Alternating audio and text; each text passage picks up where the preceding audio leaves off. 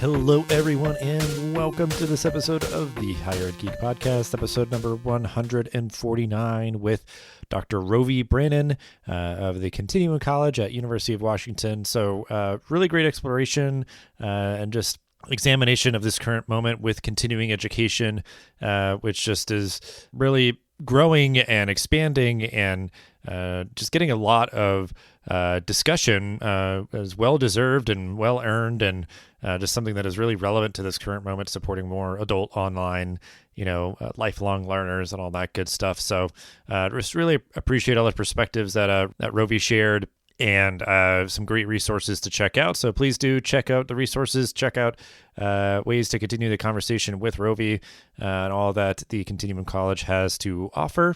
And since I was out at South by Southwest EDU last week recording a live podcast on site there in Austin, which is super great, had a lot of fun.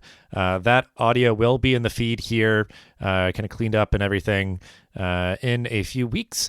And you can find the raw audio available on South by Southwest EDU's site. So go find that if you would like. But without further ado, after this brief message, this is episode number 149 with Rovy Branon. This episode is brought to you by Kitcaster. Kitcaster books you on top podcasts. How do funded startup founders attract prospects and talent? Podcast interviews. How do entrepreneurs with exits find new deals?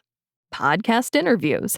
How do C-suite execs differentiate in crowded markets? Podcast interviews. Kitcaster books you on top podcasts. Click the link in the show notes for a special offer. Celebrate good conversation. All right, we are here continuing to talk about continuing education, something that I have just gotten a lot more interested in lately. I feel like it's in the zeitgeist a lot as people are examining opportunities to engage adult learners and lifelong learners and so many other things. So without further ado, let's just get right to it. Rovy, if you want to introduce yourself and give a brief overview of your professional background and how you got to be where you are today. Sure, Dustin. Well, great to be here. I'm Rovy Branon. I'm Vice Provost for Continuum College at the University of Washington in Seattle, Washington. I've been at Continuum College for about 8 years. We are the adult and continuing education arm of the university, but our purview has grown so that we have learners from 7 to 87 in our purview. Summer youth camps. We have an Osher Lifelong Learning Institute for older learners. So we really run the gamut of lifetime learning. But I think we've historically been known as adult and continuing education in the past. I've been in this field for about 15 years. Prior to coming to the University of Washington, I worked at the University of Wisconsin Extension, and we worked statewide, very similar kind of function, serving the needs of adult and continuing learners across the state of Wisconsin. And I came into this field, like most people, there's nobody that starts off when they are, 10 years old saying, I want to be an adult in continuing education when I grow up. So came into this field by being told higher education is not for you, meaning my high school counselor said, you're not really college material. You should think about shop class, which is great. And I believe in the trades. But for me personally, I'm also not good in shop class. So I had a bit of a conundrum and had to figure out where I was going to go in life, made my way through back into higher education as an adult myself, and continued on until I got my PhD. And now I work at this incredible research university helping other adults find their path and find their way forward in higher education. Continuum College itself serves about 60,000 learners each year in lifelong learning kinds of activities. And are just as a comparator, the rest of the University of Washington serves about 48,000 traditional students in undergraduate and graduate programs. So adult and continuing education is really growing, and it's exciting to be a part of this field at this point in time as we see this explosive growth in people going back and learning in new and different ways from their higher education institutions. Well, I guess what kind of caught my ear is that there at the Continuum College, support students from all age groups. I guess, do you know the context around that? Has it just kind of traditionally always been what you all do, or is that a recent change?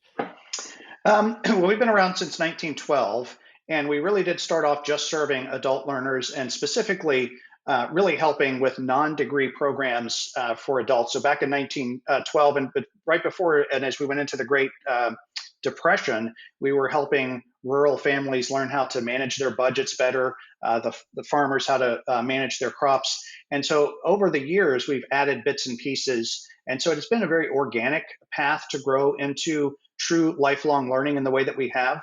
But it's not uncommon for many of the units like ours across the United States. Yeah, just yeah, super unique, super cool. And yeah, I mean, a great long history. I guess I was going to say like, oh, you recently had your 100th anniversary. I was like, that was over 10 years ago or about 10 years ago. But well, belated congrats on that Thank you. milestone. But yeah, I mean, it is, like we both said, like it's, continuing education is something that has, I think just it's kind of having its moment, especially now. Obviously, you all have been there doing this work for a long time, but I guess from your perspective, what do you think is making professional and continuing education especially relevant right now? Well, in this moment, I think, and so meaning just in the last 2 years, the pandemic has had a real impact on what adult learners are thinking about. And you might imagine if you're thinking about a degree program, a master's degree is a 2 year commitment. An undergraduate degree is a 3 or 4 year commitment for most adults, and or even longer if you're part time.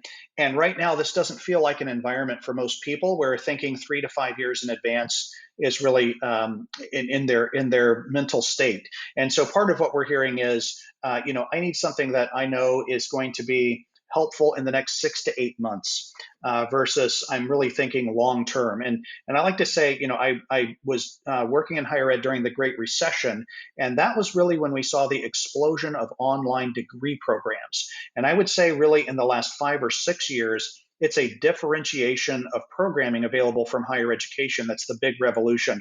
A lot of that is online, but a lot of that is non degree programming designed to help adult learners with smaller chunks, skill based approaches to very high end skills. Often these aren't basic skills. Sometimes they can be very high end skills, but breaking them apart from the degree model and offering them in different packages so that people can get what they need. But in this moment of the pandemic, we've really seen that acceleration. And I think part of it is it's just very hard for all of us right now to think much longer than, hey, for me, sometimes it's much longer than what I'm going to have for dinner tonight. But for all of us, thinking 3 to 5 years is really tough right now, I think. Yeah, I appreciate kind of acknowledging. I think both pieces of it is like, well, I guess really multiple pieces of it is one, like the modality. Like there's just been so much more proliferation of high quality online education, and people's ability to access that just has become more common. And then, yeah, over the past several years, and especially over the past two, the necessity of uh, being able to get credentials and certificates and those sort of things to allow people to pivot, whether it's dissatisfaction that reached its apex given the last 2 years, or yeah, just the dramatically changing job landscape, kind of requiring people to gain new skills. And yeah, I mean, I think the other part of it that's really fascinating for me is, I mean, exactly what you're saying, like breaking off and kind of chunking out learning for people, but then the opportunities. So if you want to kind of like extrapolate on this a little bit, it's just the opportunities for people to, get that 9 credit graduate certificate, but then they can parlay that into getting into an MBA program or something, and like kind of getting a head start on it if it's that is something that they want to pursue. So how do you see that sort of like the stackable piece, as everybody likes to talk about, kind of working into what you're seeing out there? Yeah, I think it's both. I mean, we see people who really want to know that they're going to leap in and start working on something that does have a there down the road, even if they're not getting a degree today. People are interested in credentials that might be part of a degree they can go back and finish later. But it's not just a certificate that I think is a credential. People really are looking for very specific elements of degrees that have an impact on their job today. So it's not just, I think in the past we might have heard, let me get a certificate that just helps me more generally, let's say in the MBA realm, a business certificate. But today it's more, I really need the skills in data science as a part of that today. I don't need the whole MBA. I'd like to maybe get that later, but today I need the data science skills to be able to move forward and move ahead. And you said something a minute ago that I think it is really worth mentioning. That is part of, I think, this thinking about these smaller chunks. As you have the Great Resignation, some people are doing this on the fly and they need to retool quickly, and so it's less about, again, it's it's not short-termism in a bad way, but I think it really is people experimenting in new ways and saying, let me dip my toes into this degree or into this new profession by taking a few months worth of education versus committing myself to a 4-year program, get my feet wet, get into a job that actually lets me understand what the field's like, and then I might go back and earn my degree toward that space. So I think that is a very big difference than what we might have seen in 2008 through 2013, where it really was adults coming back for a more traditional degree experience, but in a fully online modality. Yeah, that's an interesting kind of wrinkle to this as well. Is that like, I know some people that are like kind of ed tech entrepreneurs that are trying to kind of play in this space, but like, in terms of like workforce development, is like there's not a lot of ways to sample a career, like, and one great way to do it is, you go take a short course that's like, intro to X, Y, and Z. And yeah, it's maybe like 10 weeks at most. And you can meet some folks that, maybe are early in their tenure in that work. The faculty that you're working with can, be great contacts and everything. But yeah, like, and the idea that it's like, yeah, you gained knowledge and a lot from that short course, but then you can parlay it towards something else too, if you want, that kind of has that added value. But reflects how Um, work is changing yeah. too, really. I mean, it's not just that higher ed is changing as the way that we move into work. It's both sides of this are really shifting. And we think about the future of work and the future of how people are going to work. The idea that you're going to prep for 4 years and then you're going to go work somewhere for 30 years. Well, that's been over for more than a decade. I don't think emotionally and mentally some of us have let go of that mindset yet in Hmm. higher ed, but it's also about what happens post that degree. And it's a little bit different for adults because adults are more we know adults are more goal focused. So it may be if I always say that if you have the privilege and capability of being able to take advantage of an undergraduate education on one of our campuses when you are 18 to 22, by all means, you should do that because it's an incredible experience to be a part of. And there's really almost nothing like that in terms of an exploration of what you might want to do. But when you're 35 or 45, you often are a bit more clear about where it is you want to go and what you want to do, at least in the next maybe 5 or 10 years of your career. So I think that's one part that's really shifted. The compact between businesses and individuals have shifted so that it's not like we're going to commit to give you the gold watch if you come to work here. But on the other hand, it's also that we see a lengthening of careers, and I think an understanding of that lengthening of careers. And so those are some pretty significant shifts, not just for higher ed, but how work is shifting and the way that people are going to work. And so this idea of sampling, going in and sampling a program, sampling a course, or sampling a field, we're seeing that more and more. People say, well, I'm not sure I want to go into this field, but I'd like to know enough about it to see if it's something that will interest me. And that's a pretty big commitment to sample something. So I think they're willing to put the time in and the effort in to understand what it will look like, but they need to do it in a way that doesn't commit them for multiple years of their lives right now. So, implicit in a lot of what we're talking about, it could be a student taking a single short course or kind of enrolling formally into a certificate or, uh, any number of kind of educational modalities and opportunities and everything. And yeah, these are adult learners that could be, you know, just have finished up an undergraduate degree, been out of school for decades or anything, So I'm curious your point of view on any advice that you would give to faculty and staff to best support these students who, just have all those differing kind of backgrounds and contexts that they're working through. Yeah, I think we have, of course, every institution is a little bit different. So we have, I'm at an institution that its undergraduate population is very traditional. It's a traditional undergraduate population. So it's a bigger stretch for our faculty who work mostly with undergraduate students. But in our professional schools, they are working with adult learners already. Many of our faculty in professional areas, they see this happening. So they're beginning to recognize that even a master's degree for those going into a specific field, what people are asking for is changing. What their students are asking for is changing, and what they need potentially is changing as we move forward. So I think it's important to support faculty, and as they become more creative and think about what to do, that we prevent the rigidity of our current systems from preventing faculty from doing some experimentation in some of these areas. And it's always helpful to make sure our faculty are educated in terms of ongoing development. This is always a difficult thing to do, but our student population has really changed. I mean, most of us know the numbers now. 73% or 74% of students in college today are non-traditional students by at least one measure of being non-traditional. 65% by age, but others by work status or having a child or all of those sorts of things. And so this idea that the world is still based on that 18 to 22-year-old, that is really no longer the case. So I think, first of all, helping faculty understand, even if you're at a traditional institution, that you might be serving a minority of the college-going population, and to realize the majority are really increasingly older and moving through college in ways that are very different than they used to in the past. So I think that's one thing to help them understand. The other thing is that it's important to help faculty see themselves in that teaching of those folks that may be different than what they thought they would be teaching.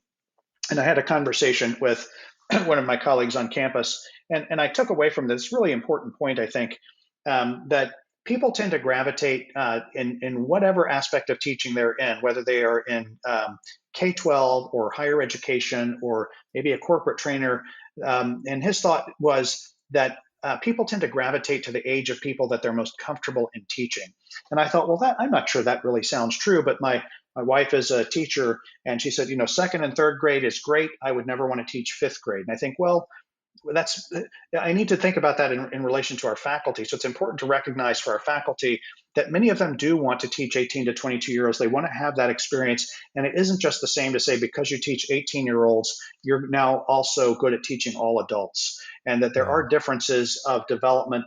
A 30-year-old has as much difference in time between a 30-year-old and an 18-year-old as an 18-year-old does to a kindergartner, right? So to think of it that way, I think, and begin to support our faculty in a different way, to recognize that all adults are not the same, that there are developmental differences as people get older and their life circumstances changes, and that we can provide that support to our faculty is really critical for them to be able to engage and feel like this is an important part of the future for higher education. Yeah, I mean, that's just a great way to put it. And I think, like, it's like too, just like the idea of, like, like that example you gave of like 12 years, like going to college has changed a lot in 12, just the idea of like so much being like, online in terms of how you enroll and pay your bill and, access your courses and all that. Like, so like somebody could just be like, yeah, I mean, I've never, engaged in this environment to learn. So, being mindful of orienting those students, and certainly, yeah, a lot of what you talked about as well is like training your faculty to be mindful of, like, these students and their needs and that sort of thing. And yeah, I mean, there's just any number of support structures you can put in place to just kind of help scaffold those continuing students to understand all the kind of complexities of going to college and everything. But I think it's interesting because it's more, as we look at the future of work and just the current of work, part of what's happening, and whether it's the great resignation or the great retirement or the great reevaluation, I think it's a little bit of all of those things. We're seeing certainly the great retirement is happening. And we see a lot of folks really who might have said, hey, I might work another 10 years. And they're saying, you know what, I think I will take this opportunity and go ahead and retire. And so when I look at the future, especially the near-term future, we've gone through, and there's good research to show this, but the current generation, if we say the current generation of leaders comes from the baby boomer era, I always hate these names, but let's just use what people might know here. Mm-hmm. That generation really is retiring. My generation is Gen X. We're small. We don't have enough people to fill all of those roles that are now going away, and sometimes going away very rapidly. And so what this will mean is, I think for all of us, we're going to have to get used to leaders who have less experience than we might traditionally have seen, because we're going to have to start promoting some folks that aren't in that typical age range where perhaps over the last 40 years you would expect somebody to begin to progress to leadership. We're going to have to move people more quickly into leadership. We're going to have younger people as leaders. We're going to have older people who are individual contributors. And so I've started to ask the question, when your institution is talking about what you want to accomplish with diversity, equity, and inclusion, is age a part of that conversation?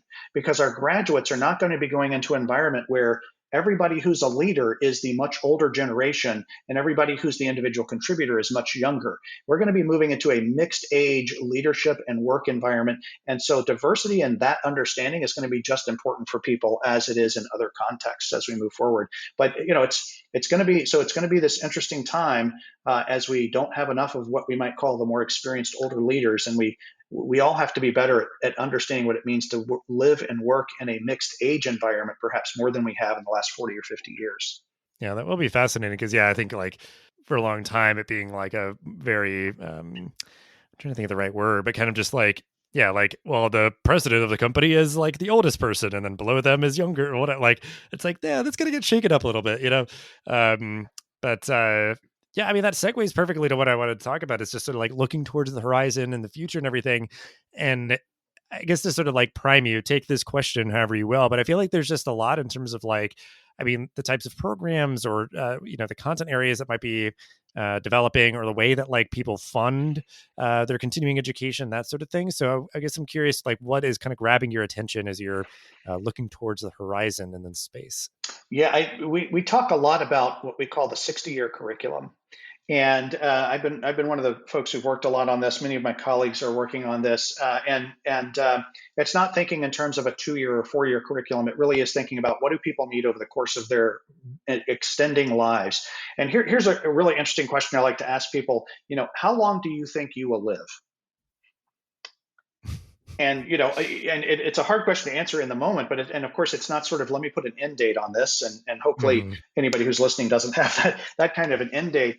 But you might say, well, maybe into my 80s, because that's kind of what I've seen in my family, and for whatever reason. But our 18-year-olds, if you're under the age of 30 today, you have a better than 50% chance to live to be over 100 years old. And that's kind of a mind-blowing fact. Grattan and Scott wrote a book called The 100-Year Life, Living and Working in an Age of Longevity. And I recommend that book to people because even if you don't feel this, you're living in it.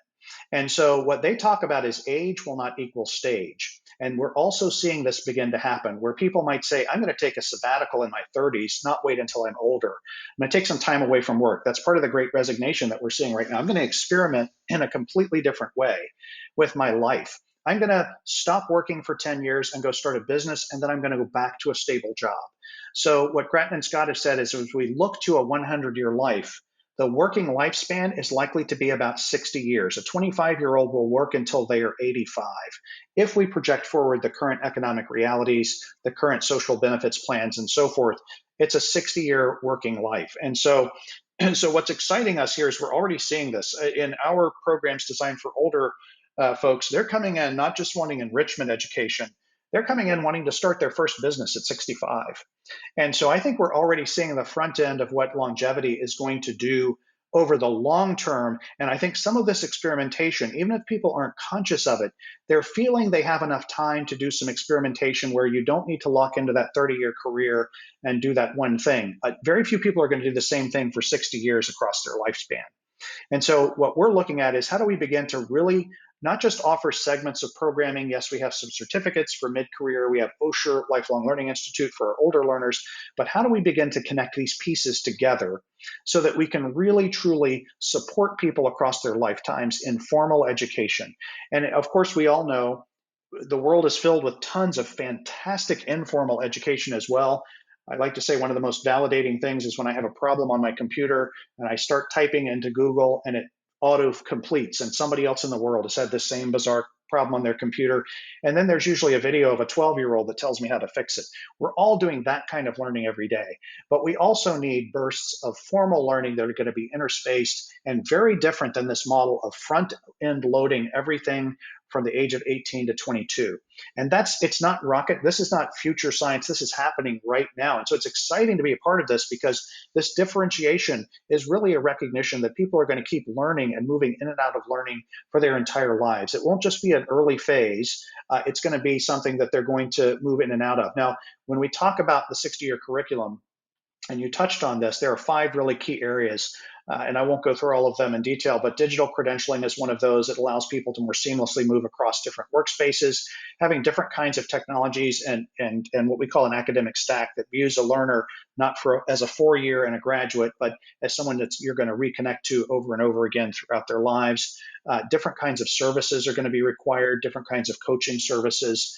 We're going to need a different array of programming, or what we call the meta programming, for that people need over that time period. And finally, and you touched on this, but I think it's really important to maybe come back to this, is we're going to need to change our funding and policy environment. When I say these things to a traditional undergraduate student today, they fall off a chair and say, I can't even afford to get through my 4 years. And now you're telling me I'm going to have to go back and retool over and over. And I guess if I were in their shoes and looking at the current environment where there's very little support, though we are seeing maybe some short-term Pell moving into some Pell grants moving into the short-term educational market as a possibility. But that's just one example of where funding up and policy are going to have to shift to be able to provide the kind of supports that people will need to move in and out of these educational systems throughout their lifetime. So that's what really gets me excited. It's big frame of what's changing in people's lives, but it's the immediacy that we see it happening right now with lots of new program opportunities, lots of different ways to engage in both formal and informal learning in our environment. And it's just to see it actually happen for an ed tech guy who's been doing ed tech since it wasn't really ed tech back in the 90s. I think it seems like to today, some of the things we've always talked about are really happening. The differentiation, the ability to personalize your program paths, all of that is happening right now. And so that's what gets me excited, is that everybody, even students like me who might be told you're not college material, there's a path there now for just about everybody who wants and needs that. I'm not saying college in the way we've always thought of it is for everybody. We need people doing a lot of different kinds of work. But on the other hand, higher learning of some form is probably going to be required by just about everybody to continue to function in an increasingly complicated society. And so it's going to take a lot of work to figure out not just the stuff and the delivery and what should be there, but really how do we make it work for people, and what are the right policy and funding implications so that everyone can take advantage of that. Yeah, that's great kind of overview of everything. And yeah, I appreciate you talking about the funding stuff, because yeah, that kind of is exactly what's been on my mind, is seeing the headlines around like the Pell Grant potentially kind of changing, expanding there. So yeah, you'd already mentioned one great resource that we'll link out to, but we always like to give folks the opportunity to highlight anything else that is grabbing their attention that they want to share, books, articles, podcasts, or anything that we can also include in the show notes. Sure. Well, certainly, just the shameless plug is always, we'd love for folks to take a look at what we're doing at continuum.uw.edu.